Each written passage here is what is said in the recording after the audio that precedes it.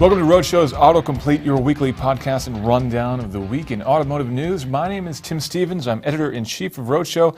And this week I'm flying solo because Brian Cooley is flying as well. He is over the Rocky Mountains somewhere right about now, I think. And so I'll be giving you all the best news this week on my own. So here we go. First big story of the week is that Mitsubishi admitted that they've been fudging some of their mile per gallon figures in their home country of Japan. They basically are out of the U.S. market at this point, so not a really big impact here.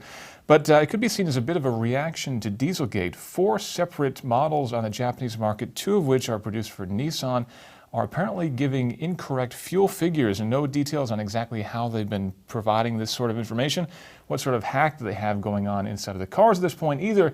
Ultimately, it's pretty bad news, and indeed the company stock took a pretty big hit. Mitsubishi at this point is in not very good shape, and certainly news like this is not going to be in any way a help for that figure.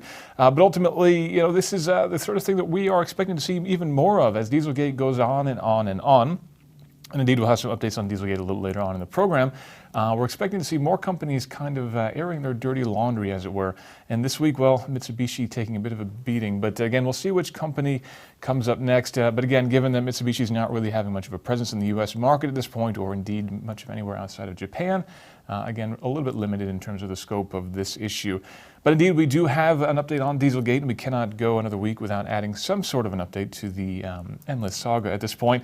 It's been revealed in a Bloomberg report that Volkswagen engineers were using code names to refer to these emissions hacks they put into the software of the cars to basically help them to fake the results that they needed to pass tests by the EPA and by the European Union as well. They referred to these cheat programming as things like acoustic software and other code words that ultimately are not entirely accurate. And as a coder, I can say that most software doesn't really make much noise, so I don't know what acoustic software is supposed to mean.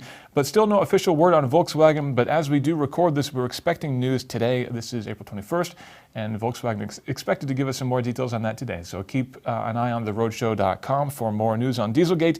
But even as we do get information on what exactly Volkswagen is going to do to fix all these cars, we still got a long way to go. This saga is far, far from over, even when the fixes start to come through.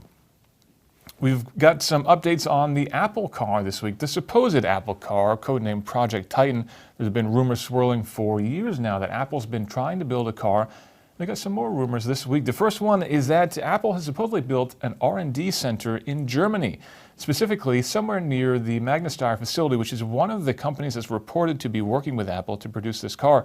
It also would put them pretty close to BMW, who Apple has also been reported to be working with to develop this car. And again, it's all rumors, speculation at this point. We really have no hard information on whether or not Apple's trying to build a car.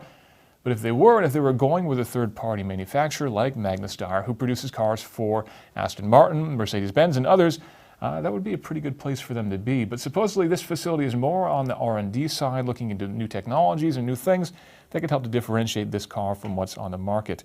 Again, nothing pointing to Apple actually producing a car, but there was other news this week that Apple has hired former Tesla Vice President of Vehicle Engineering, Chris Porritt. Prior to coming to Tesla, Chris was actually the engineer at Aston Martin, so he's got quite a bit of automotive experience under his belt. And he is indeed a vehicle engineer, talking specifically about making cars and making cars better. So if you're on the fence about whether or not Apple's building a car, thinking that maybe they're still working on software, not actual cars, as I must say I am myself, this definitely points to Apple building a physical car that rolls on wheels and that will sit in your driveway, not just a piece of software that will run in someone else's car. Now, this isn't exactly a poaching. Chris was apparently out of Tesla for some time now. And indeed, we've heard Elon Musk jokingly say that the Apple car project is a bit of a Tesla graveyard, where a lot of engineers from Tesla kind of go after their careers have expired after leaving the company. Again, no word on exactly what Chris Porritt is doing with Apple. He's apparently within the secret projects division, which would certainly point to Project Titan. Now, we are a long way away from this car coming to market. Expectations are somewhere in 2019 or 2020. And we know basically nothing about the car at all. It's expected to have a lot of autonomy features, expected to be an EV, and it's been described as a minivan, but it remains to be seen exactly what the thing looks like.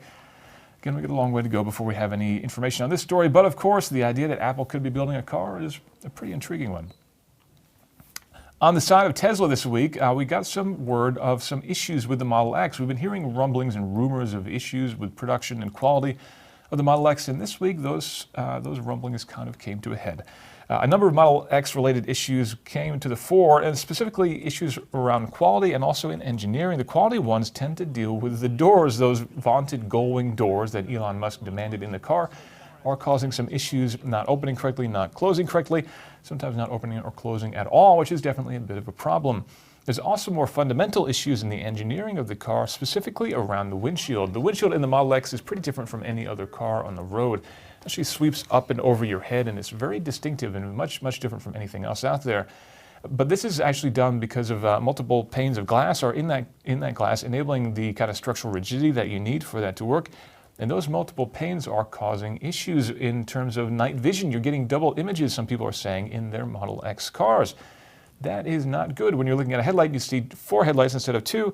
That can be a little bit disorienting. We saw some pictures online on the Tesla forum, and indeed some other people are complaining about that issue as well. This is something that's going to happen. We have multiple panes of glass, and indeed we're going to be testing the Model X ourselves, so I'll look forward to seeing if this is actually an issue. But ultimately, it's not good news for Tesla. They've already said that the hubris of the Model X, i.e. the overarching engineering of the thing, has been causing them problems. And now that these cars are on the road, we're starting to hear from more and more users that these cars are, well, not perfect. But again, we're going to be testing a Model X and putting it through its paces in the very near future. So look forward again to theroadshow.com for all the details and all the excitement on potential problems in the Model X. But there's some good news for Tesla owners out there. If you have a Model S or a Model X and you did not choose to get the autopilot feature when you purchased the car, Tesla's giving free trials to those owners of those cars so you can give it a shot and see if it's something that you want to add to your car. People are seeing a pop-up in their dashboard giving 1 free month of the service, and if you like it after that free month, it'll be a $3,000 upgrade, which can just be applied in software on the car. Tesla can do this because all of the hardware needed to add autopilot to the cars, all the radar sensors, the sonar sensors, the imaging systems, all that's built into every Model S and every Model X that they make these days. It's really just the software that's needed to upgrade those systems and enable the autopilot functionality so you can drive on the highway, take your hands off the wheel, the adaptive cruise control, and even changing lanes just by hitting the turn signal. Again, this is a 1-month free trial, and after that month, your car will be downgraded back to its original state. And I would have to say, I wouldn't recommend trying this unless you have that $3,000 to spend, because this is very, very compelling stuff. Once you go on the highway and once you realize how nice it is to have the car pretty much take care of itself, you're going to want to spend that $3,000. And indeed, if you're pre-ordering a Model X or a Model S, just go ahead and pay the extra $2,500, save the $500. Again, you're going to want this feature for sure. We have a lot of recalls to go through this week. We're going to start with a pretty big one from General Motors. They're going to be recalling just about 1 million pickup trucks across both GMC and Chevrolet because of some seatbelt issues. These are 2014 to 2015 Chevy Silverado and GMC Sierra 1500 trucks. If you have a truck, in that model year range, you're definitely going to want to take it in and get your seatbelts fixed, because ultimately seatbelts are something that you want to be functional all the time. Not the only recall this week. Toyota also is recalling cars, 25,000 2016 Toyota Avalons and Toyota Camrys, also due to a seatbelt issue. And the Takata recall issue is actually poised to get even worse. There are discussions ongoing right now about whether or not Takata should be forced to recall every airbag in the U.S. 85 million airbags that have not been recalled just yet.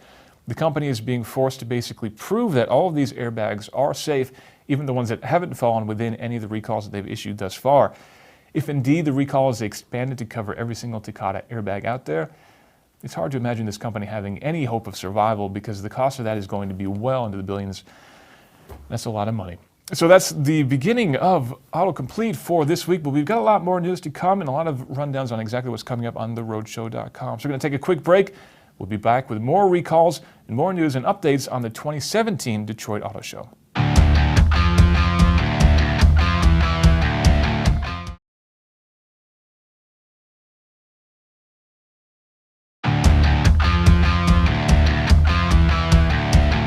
Welcome back to Roadshow's AutoComplete, your look back at the week in automotive news. And now let's take a quick look at some of the great content coming to theroadshow.com this week. We have our first drive of the brand new Audi R8 V10 Plus. Chris Pauckert took that supercar down to Daytona, where he put it on the oval and did somewhere around 170 miles an hour, which is pretty impressive for a street car. We also have Antoine Goodwin's review of the new BMW X1, which is surprisingly good. And me, we've got my first take of the new Maserati Levante luxury SUV. I drove that around in Italy on the road and off the road too. In fact, we got pretty muddy in that car, so you're going to want to check that out too. Again, that's all available at theroadshow.com. Now back to the news and back to the recalls, but first let's start off with some BMW news. BMW was one of the first manufacturers to add support for GoPro action cameras into their car. And now they're actually adding support for the cameras to their new M lap timer app. Through that app, you can already track lap times in your M performance car, your M3s, your M4s, and other cars like that. But now that app has been upgraded to work with your GoPro cameras too, so you can see exactly where they're pointed and even review footage.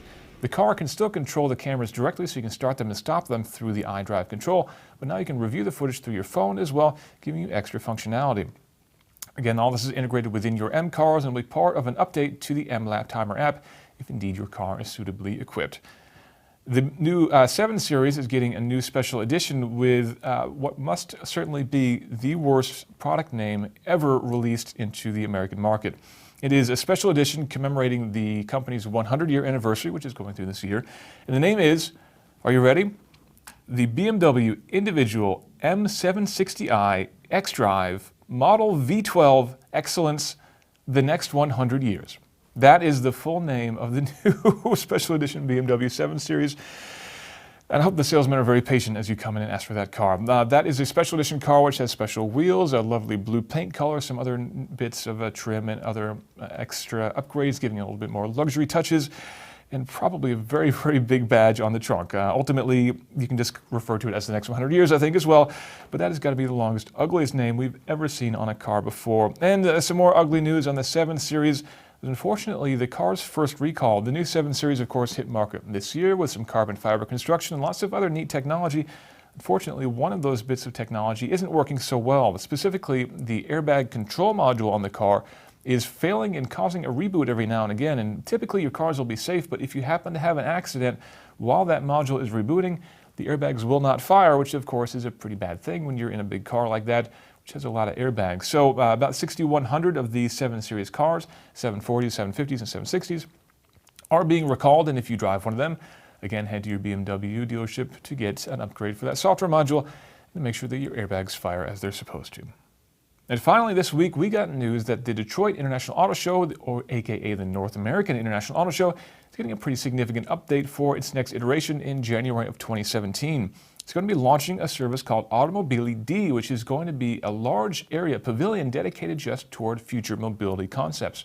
There'll be a lot of demonstrations of electrification, of autonomy, and there'll even be an indoor test track where self-driving cars can show their stuff, probably with some editors on board as well, maybe myself.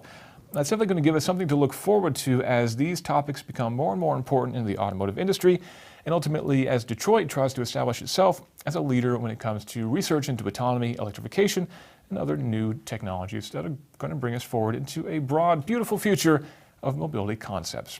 And that is your week in news, your rundown at AutoComplete. For all those news items and a lot more, head to theroadshow.com, and you can follow me on Twitter for a lot of other updates at Tim_Stevens on there. Thanks again for tuning in. We'll be back next week.